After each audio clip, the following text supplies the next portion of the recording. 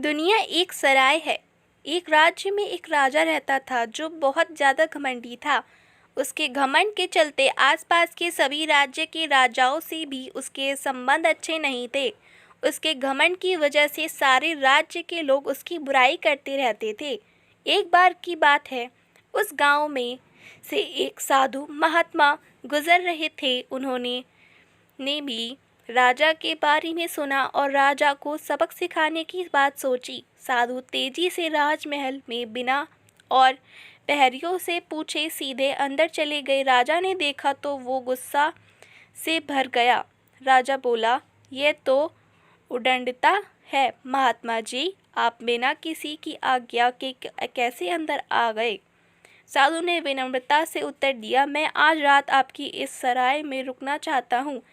राजा को ये बात बहुत ही बुरी लगी। वो बोला, और महात्मा जी, ये मेरा राजमहल है, कोई सराय नहीं, कहीं और चले जाइए। साधु ने कहा, राजा साहब, तुमसे पहले ये महल किसका था? राजा ने कहा, जी मेरे पिताजी का। साधु ने, तुम्हारे पिताजी से पहले ये महल किसका था? राजा ने कहा, मेरे दादाजी का।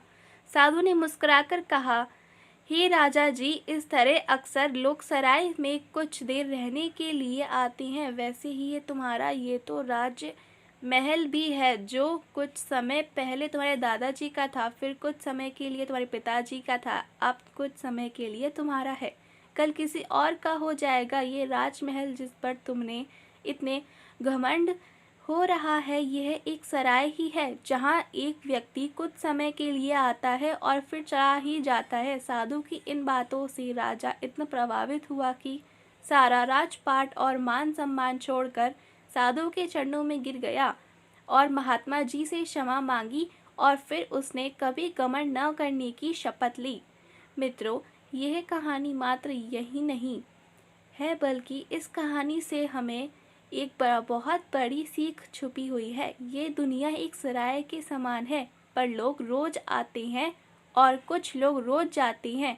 अच्छी सोच रखिए और अच्छे काम करिए, क्योंकि इस सराय से एक दिन सबको जाना है।